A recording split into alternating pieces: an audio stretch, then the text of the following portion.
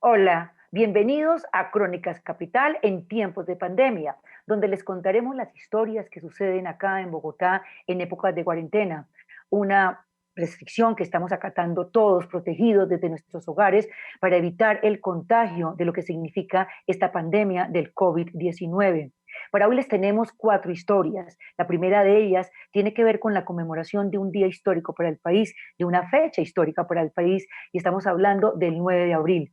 Pero ¿cómo conmemorar o recordar este día en estos momentos en que, como hace 72 años, también vivíamos el miedo y las restricciones? Esto lo indagó nuestro compañero Oscar Bustos. Oscar, bienvenido. Hola Pini, ¿cómo estás? Pues en medio de la pandemia no podíamos dejar de conmemorar el 9 de abril. Y recordemos que es fecha del Día Nacional de las Víctimas en Colombia. Para recordar esta fecha, no vamos a referirnos a los hechos del Bogotazo, no, sino a los del colombianazo. Más de 30 intentos revolucionarios que ese mismo día ocurrieron en distintos lugares del país. La expresión es del historiador Gonzalo Sánchez, a quien entrevisté y nos contó y ha investigado el tema a profundidad. Te invito, Pini, y teleaudiencia de Canal Capital, a que veamos la historia.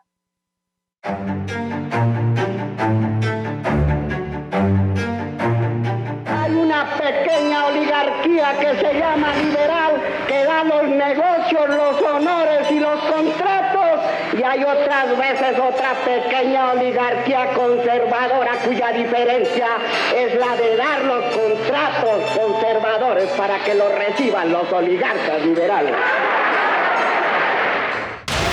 En plena cuarentena y 72 años después del magnicidio de Jorge Eliezer Gaitán, vamos a contar la historia de cómo el Bogotazo fue una revolución fallida, pero en cambio el colombianazo, que ese día se dio en por lo menos 30 municipios del país, significó otra cosa. Cuando pasada la 1 de la tarde del 9 de abril de 1948 se supo de la muerte de Jorge Eliezer Gaitán por los disparos que le propinó Juan Roa Sierra, en medio de los desórdenes se creó una junta de gobierno integrada por los intelectuales Jorge Salamea, Gerardo Molina y Adán Arriaga Andrade, que fue respaldada por la 5ª División de Policía, la que se había sublevado en masa.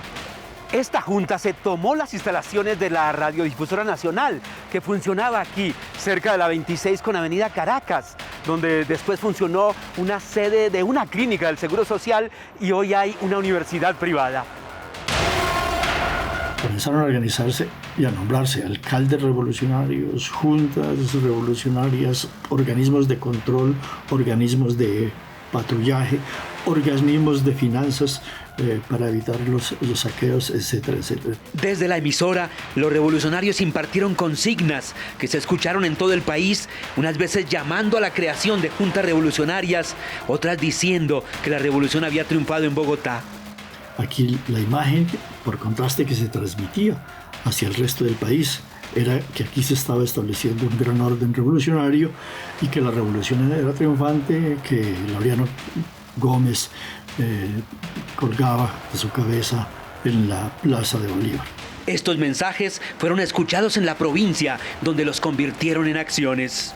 La radiodifusora y otras emisoras que habían sido tomadas por los revolucionarios alcanzaron a resistir hasta el amanecer del 10 de abril, cuando Darío Echandía aceptó finalmente el Ministerio de Gobierno después de una prolongada reunión con el presidente Mariano Ospina Pérez. Luego, cuando los medios de comunicación fueron recuperados por las fuerzas leales al gobierno, desde allí desalentaron el levantamiento, anunciando, por ejemplo, que en Bogotá el movimiento ya había logrado sus objetivos y que ya no tenía sentido continuar la lucha.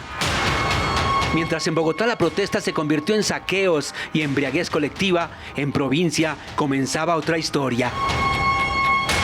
Aparecieron juntas de gobierno de izquierda y de derecha en nombre de Gaitán y contra Gaitán en Bucaramanga, San Vicente de Chucurí, Barranca Bermeja en Santander, en Medellín, Peque, Bolombolo y Puerto Berrío en Antioquia, en Samaná, Aguadas, Pijao, Chinchiná, Anserma, Manizales, Pereira, Armenia, Calarcá, Salamina, Génova, Villa María, Quinchía, Alcalá, Palestina, en el antiguo departamento del Viejo Caldas, en Sumapaz y la Sierra, en Cundinamarca, en Cali, Tuluá, Caicedonia, Trujillo, Río Frío, Buga, Zarzal, Puerto Tejada, en el Valle del Cauca, también en Ibagué, Armero, Natagaima, Líbano, Villarrica,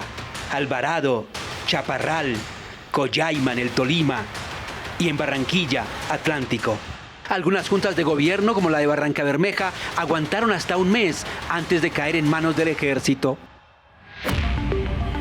72 años después, Graciela Jiménez Garzón, oriunda del Guavio, Cundinamarca, vino al centro de Bogotá a buscar comida en medio de la cuarentena y descubrió el monumento a Gaitán en el lugar donde cayó herido. No sabía exactamente en qué sitio a él lo mataron. Hasta ahora era la primera vez que yo paso por aquí y me di cuenta. Iba a ser un buen presidente, me imagino, que le tenían mucha odio y los malos pues no lo querían ver en el poder. La memoria de Gaitán significa hoy algo para el país en medio de la cuarentena preventiva y obligatoria por la amenaza de la pandemia del COVID-19. Sí, yo creo que Jorge Eliezer Gaitán sigue siendo muy importante.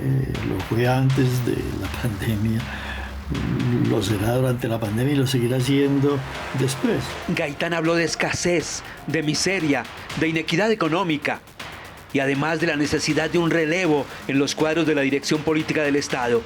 Los desposeídos no tuvieron ninguna dificultad en comprenderlo. Nosotros tenemos un sentido humano distinto, diverso de estas cosas.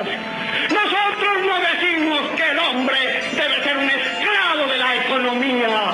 Decimos que la economía debe estar al servicio del hombre.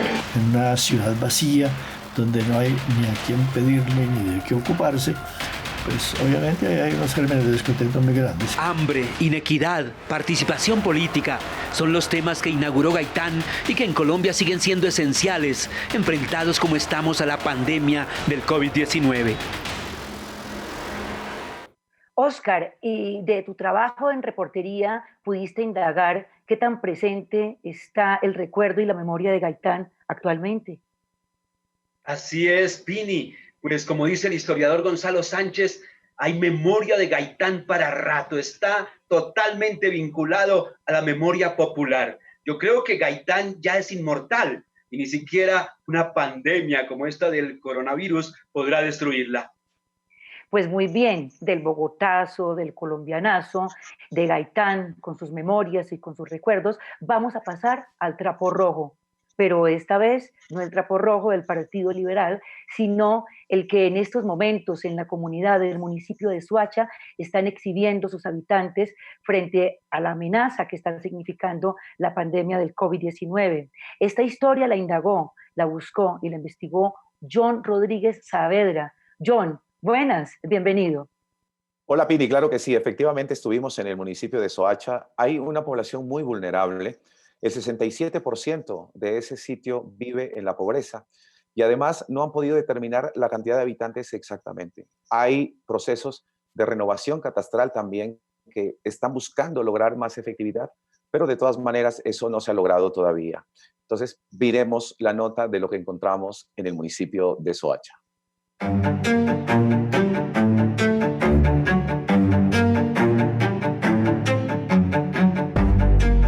En el municipio de Soacha, la pandemia también ha despertado la creatividad.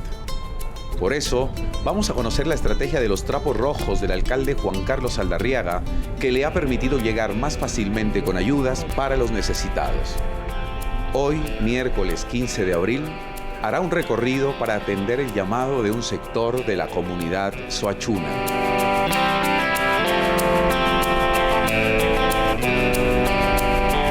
Aunque no son más de las 8 de la mañana, en la plaza de Soacha ya empieza a haber movimiento. Y poco a poco las personas se acercan a la alcaldía preguntando por las ayudas. Con expectativa, revisan la información de los carteles. Me informaron de que la alcaldía le estaba dando una ayuda al personal que trabajamos ambulantes. Somos tres que trabajamos como ambulantes, pero ya desgraciadamente hace 3 meses no nos han dejado salir a laborar. Entonces pues venía porque la verdad no hay que echarle a la olla.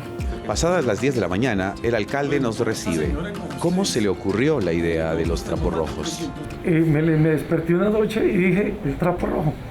Y mi señora dijo, ¿cómo así que el trapo rojo? Y dije, sí, que la gente ponga un trapo rojo en la ventana, en la casa. Y a esa casa llegamos con el mercado. No podemos demorarnos con él.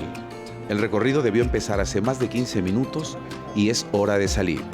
Los mercados están en el Coliseo General Santander. Hay que recogerlos ahí y llevarlos a las personas que los necesitan. En el camino, poco a poco empiezan a aparecer los trapos rojos. Este es el barrio Casaloma, en el sector de Cazuca, en el municipio de Soacha. Como pueden darse cuenta, en este sector, por lo menos 3 de cada 5 casas tienen en su ventana o en su puerta la bandera roja, el símbolo que los identifica como personas que necesitan ayuda. Ana Liliana Martínez es una de las personas necesitadas. Como otros, ha puesto un trapo rojo en la ventana de su casa. ¿Qué pusiste de trapo rojo? Pues la camisa de mi hijo, porque pues no tenemos casi trapos rojos, pues me tocó la camisa de mi hijo. Javier Ramírez es uno más de los habitantes de Casaloma. Estamos más de 20 días en cuarentena y no hemos recibido nada de ayuda. Él también cree en la estrategia del trapo rojo. Pues sí, me parece una buena idea y para que vean qué personas necesitan y cuáles no, porque sí hay personas que necesitan mucha ayuda. Pero en esta emergencia no solo se usan trapos o incluso prendas de vestir para pedir ayuda. Sí, yo lo compré, lo tengo ahí, mira, pues estamos sin una ayuda. Pues por ahorita nos saca el corazón, pues que pidiera un trapo rojo nada más. Ahí lo ponemos, estamos esperando, pero ya, hasta ahorita veo que sí parece que el gobierno está colaborando, ¿no? A pesar del esfuerzo por atender a toda la comunidad, siempre hay sectores que se quedan por fuera. Por favor. La idea no es sentarnos a pelear porque la crisis ya la tenemos. Sí. Estamos tratando de llegar con ayudas por todos los medios. Nosotros necesitamos que ustedes nos ayuden. Vale. La primera es Ayuda Soacha. Por Ayuda Soacha hemos mandado plata para David Plata. Entonces los que tenían David Plata y se inscribieron en Ayuda Soacha le hemos mandado plata por David Plata. Los que se inscribieron ahí y estaban cerca a un justo y bueno, les dimos un bono para justo y bueno. Porque quiero que me entiendan que es que repartir mercados en físico no es fácil. Por ahora le toca el turno a Ana Liliana.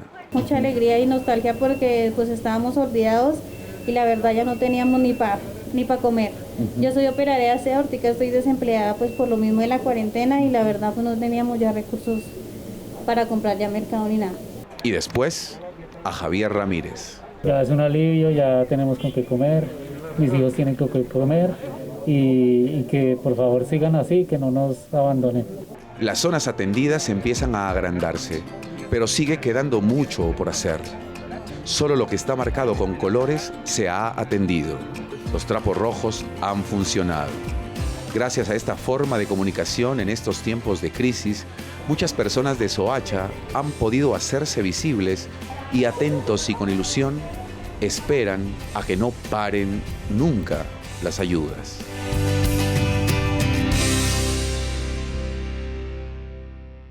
Bien, John, y cuéntanos, ¿a cuántos hogares logró llegar esta ayuda? Más o menos 30.000 mercados se entregaron en esta jornada que pudimos mostrar en la nota, pero lo que les preocupa, sobre todo a la administración municipal, es que si se alarga la cuarentena, pues ellos van a tener muchísima voluntad, pero el dinero y los recursos no les van a permitir solventar las necesidades totales de esta población. Pues muy bien, pero si hablamos de estos símbolos que se crean en esta pandemia, también debemos hablar de las ceremonias y de los rituales que se transforman por estar en cuarentena. De esto nos va a hablar Juan Ricardo Pulido, quien estuvo con doña Blanquita, una mujer líder wayú, indígena, que también encerrada en su propia cuarentena hace su propia ceremonia y conmemoración. Juan Ricardo, hola, bienvenido. Cuéntanos de esta historia. Piñola, pues es una mujer increíble, la verdad. Blanca Nubia Díaz, ese es su nombre, una mujer preciosa de 74 años de edad, pero que la conocemos más popularmente como Blanquita. Blanquita llegó aquí a la ciudad de Bogotá hace cerca de 19 años desplazada, como cerca de 8 millones de desplazados que tenemos en nuestro país, de acuerdo con el reporte de la Unidad de Víctimas. Pues lo que ella hace aquí es encontrarse justamente con esas otras personas víctimas del conflicto para rendirle homenaje a sus víctimas. Esa principalmente es la labor que hacen líderes como ella, representantes de víctimas, y esta es justamente la historia que les queremos compartir, la historia de Blanquita.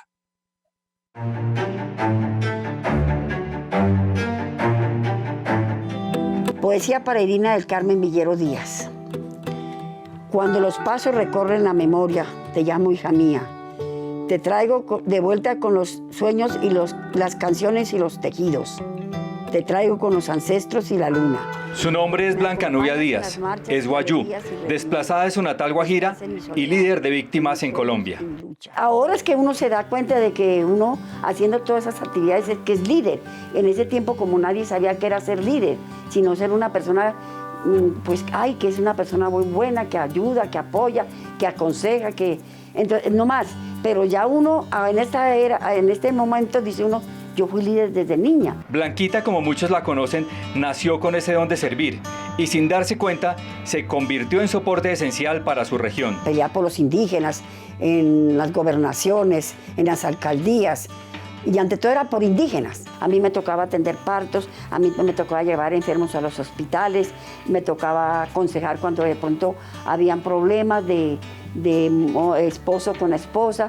De acuerdo con el informe La masacre de Bahía Portete del Centro de Memoria Histórica, entre los años 1998 y 2008, 149 indígenas wayú, de esos que tanto ayudaba y protegía a Blanquita, fueron asesinados por los paramilitares Autodefensas Unidas de Colombia, incluyendo a Rubén Antonio Loperena Calvo, su esposo. Lo asesinaron en Maicao un 13 de junio del 2000 y era una persona muy reconocida en el territorio y fuera del territorio, en los pueblos, en muchas partes, que a él le llevaban gente para que él los sanara, los curara. 11 meses y 13 días después, hombres del mismo bloque norte de la SAUC, comandado por Rodrigo Tobar Pupo, alias Jorge 40, asesinaron a Irina del Carmen Villero Díaz, su hija.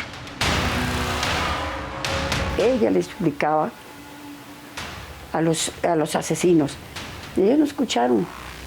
Lo que hicieron fue pegarle sus tiros y la tiraron en el pozo. Yo tengo todas las fotos de ella. Desde entonces su lucha cambió. Ya no por sus pueblos indígenas, sino por su hija. Las hijas de otros, los hijos de unos cuantos más, esposos asesinados, mujeres desaparecidas. Ahora su lucha es por las víctimas. Mucha gente me dice que por qué no lloro. Yo sí lloro, pero no todos los días. Hay momentos cuando yo escucho discos, canciones que a ella le gustaba, que ella, por ejemplo, ahora en este encierro empieza una... Dios mío, ahí sí me da nostalgia. Este es el cumpleaños de mi hija.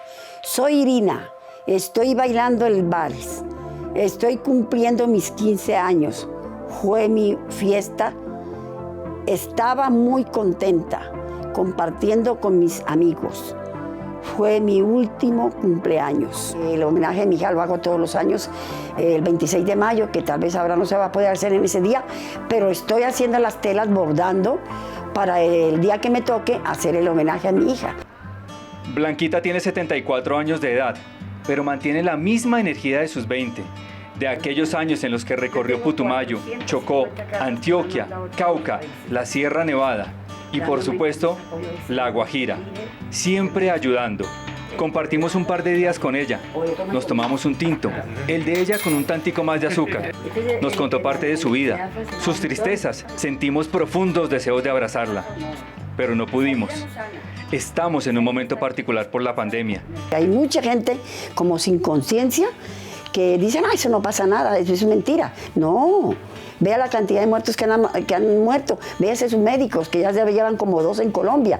Y aunque ella se cuida y debe hacerlo, extraña tantas cosas como nosotros. Es duro para nosotros que estamos acostumbrados a estar caminando, a estar en espacios, en organizaciones, en eventos, tejiendo ahí en el Centro de Memoria Distrital, donde Virgilina Chará, que es la Unión de Costurero, que yo hago parte también de ella. Por ahora quedan aplazados los encuentros, los abrazos e incluso la tarea de exigir justicia y verdad. Blanquita seguirá rindiendo homenaje a Irina, con sus tejidos y en medio de esta cuarentena. Para mí sigue ella viva. Donde yo esté, ella es mi fuerza y mi lucha. Juan Ricardo, cuéntanos con qué entidad trabaja doña Blanquita en ese trabajo de liderazgo con las víctimas. Pues mira que puntualmente ella es cofundadora de uno de los movimientos más importantes de representantes de víctimas, el MOVIS, el Movimiento Nacional de Víctimas de Crímenes de Estado, que nació justamente en el año 2005, desde el momento en que le rinde homenaje a su hija fallecida, Irina. Pues muy bien, y contarles también que Bogotá, como muchas ciudades del mundo, por estas épocas de pandemia se ha transformado en su ambiente y en su manera de vivirse. Descubrir una ciudad sola es asombrarse con esa quietud, con esa forma de ciudad que en esa quietud, digamos, nos invita y nos ha invitado al silencio y a dialogar con él. Veamos la nota.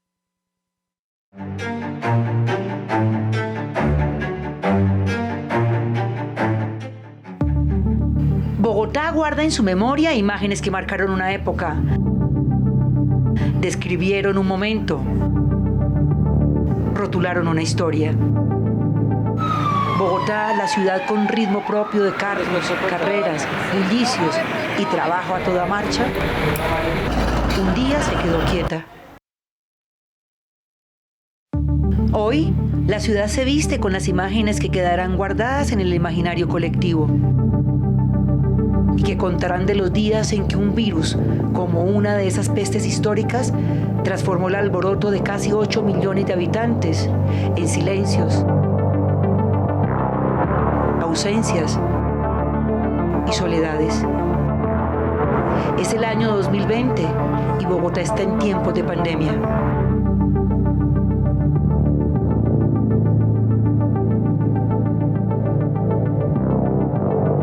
Un enemigo silencioso e invisible se pasea por las calles que ahora son del dominio de nadie. Un silencio rotundo estalla en los lugares que otrora fueran templos del bullicio, invocando con su fuerza a los fantasmas de la algarabía,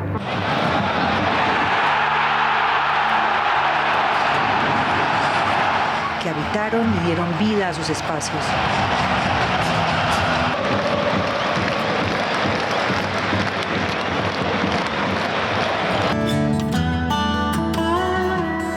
Una ciudad con la soledad eterna de los domingos al atardecer transcurre con silencio callejero, más quieta que nunca.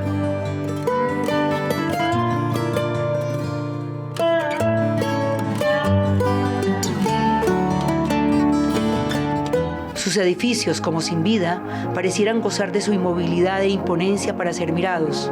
Ahora, en estos días en que la única pandemia que superamos es la del ruido.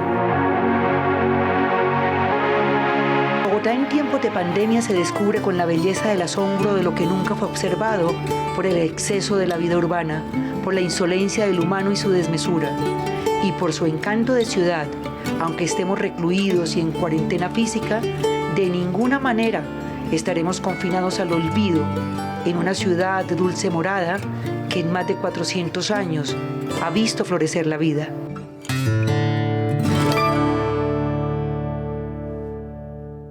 Y aquí, con la quietud de este domingo que ya termina, hemos llegado al final de este programa, pero nos volveremos a ver acá por Capital el próximo domingo con otras historias, como aquella de los campesinos, esos otros héroes, agricultores que nos proveen de la alimentación. Nos vemos entonces acá por Capital. Muchas gracias y buena noche.